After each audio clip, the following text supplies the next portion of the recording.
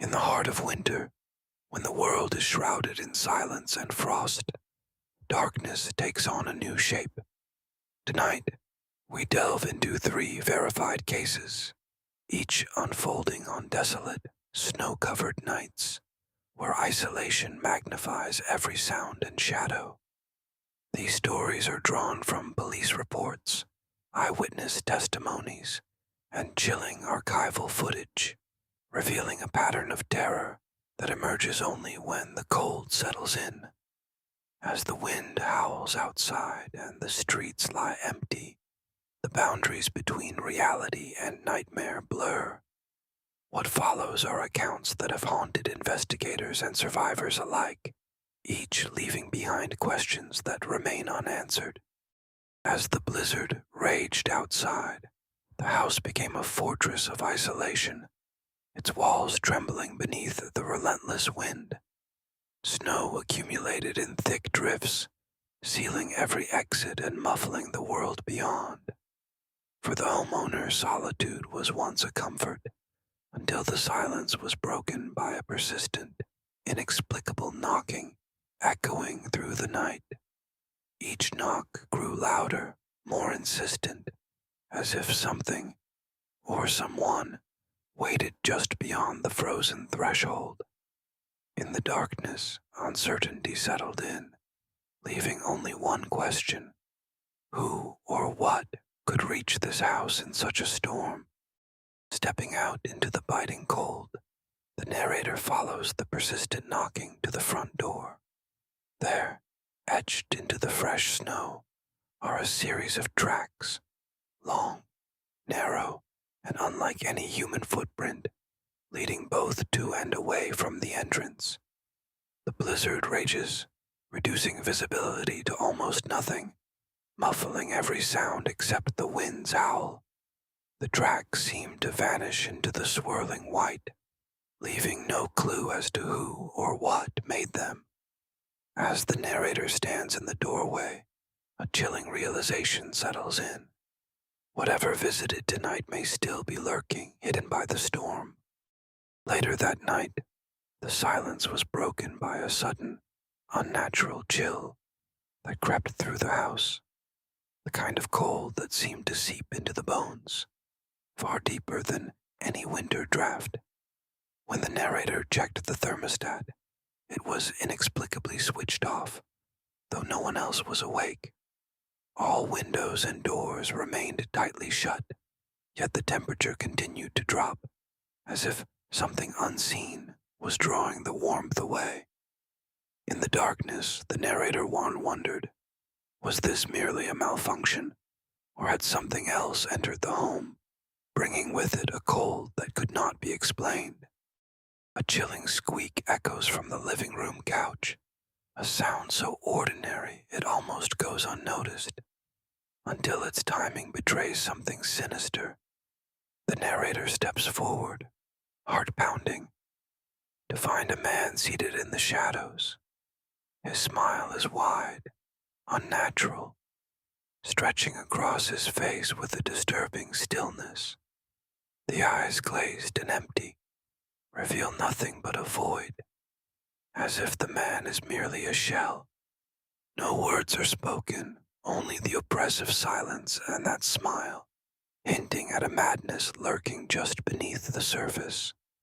The question remains, how did he enter, and what does he want? Frozen with terror, the narrator bolts upstairs, heart pounding, desperately dialing the police as shadows stretch across the hallway. The silence is shattered by deliberate, mocking footsteps ascending the stairs, each one echoing with a chilling certainty. Slow, taunting knocks begin at the bedroom door, their rhythm calculated, almost playful, amplifying the sense of dread.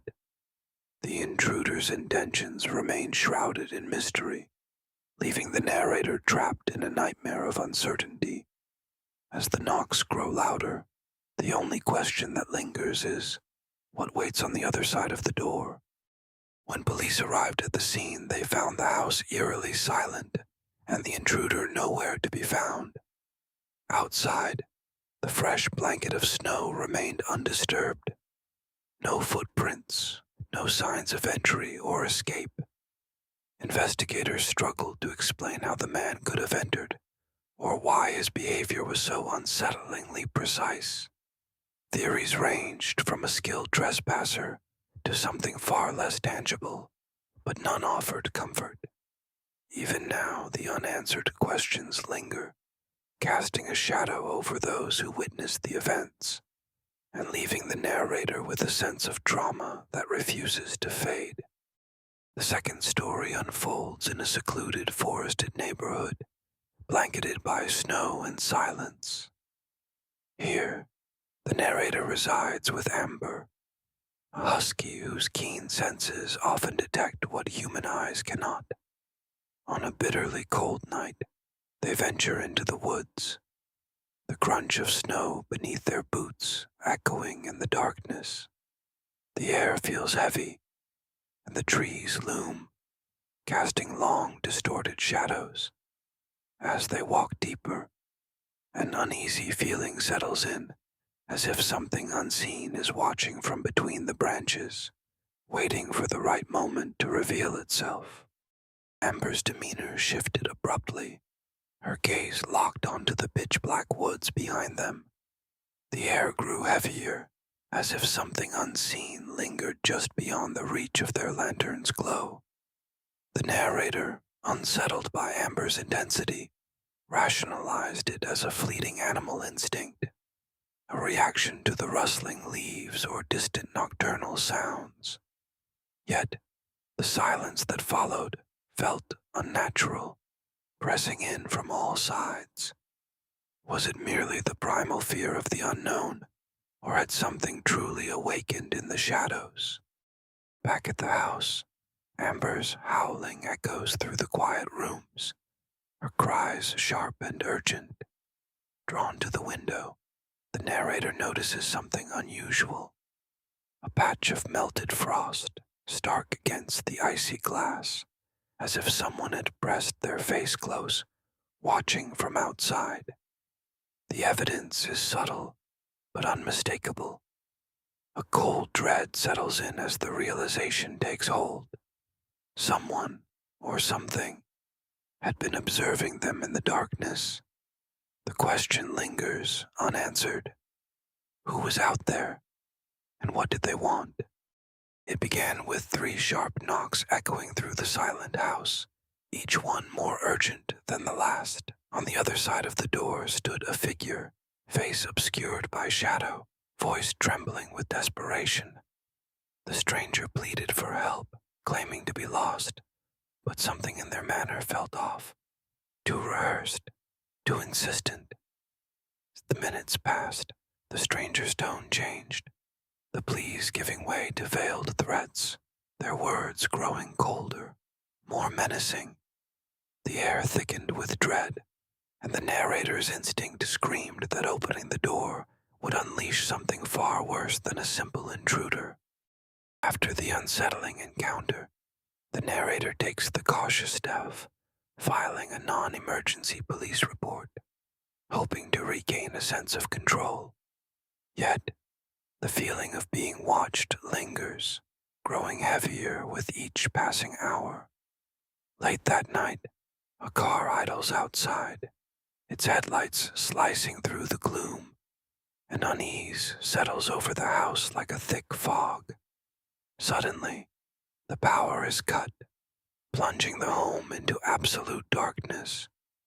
In the silence, every sound feels amplified, and the question remains: who is out there, and what do they want? The night air is shattered by the relentless pounding, fists slamming against wood, rattling glass, echoing through the small, isolated home. Amber's barking grows desperate, her claws scraping the floor as she tries to defend her owner from the unseen threat outside. Inside, the narrator grips the phone, voice trembling as emergency services assure help is on the way. Minutes stretch into eternity as the intruder circles the house, their silhouette flickering in the darkness, never fully visible. Outside, the wind carries a low, guttural laugh, one that no one would later be able to explain. When the police finally arrived, the house was eerily silent. The only evidence of the intruder was a trail of footprints pressed deep into the fresh snow, leading away into the darkness. Officers combed the area, but found nothing. No signs of forced entry, no clues to the stranger's identity. As I watched from the window, a chilling realization settled in. Someone had been watching, waiting, and perhaps I had barely escaped their grasp. That night, the sense of being hunted lingered, unanswered and unresolved, echoing in every shadow. The third story takes us to a lonely gas station, isolated on the edge of town. Here, the narrator recalls working the night shift, surrounded by silence and the hum of fluorescent lights. One evening, the routine is shattered by a phone call, its voice distorted, barely human. What begins as a simple disturbance soon spirals into a series of inexplicable occurrences. Flickering lights, shadowy figures glimpsed through security cameras, and a growing sense that something unseen is watching. As the hours drag on, the narrator is left wondering if the caller was ever truly gone, or if the gas station itself harbors secrets that refuse to sleep. As the narrator moves between the silent, snowbound pumps, a chilling sense of unease settles over the station. The cold air hangs heavy, muffling every sound, amplifying the oppressive quiet that seems to press in from all sides. Each minute feels longer than the last, and the sensation of being watched grows stronger, as if unseen eyes linger just beyond the flickering lights. Shadows stretch across the icy ground, shifting with the wind, hinting at something lurking in the darkness. The narrator's breath forms clouds in the frigid air, but the silence remains unbroken, except for the persistent feeling that someone, or something, is waiting nearby. Just after midnight, the gas station phone rang again.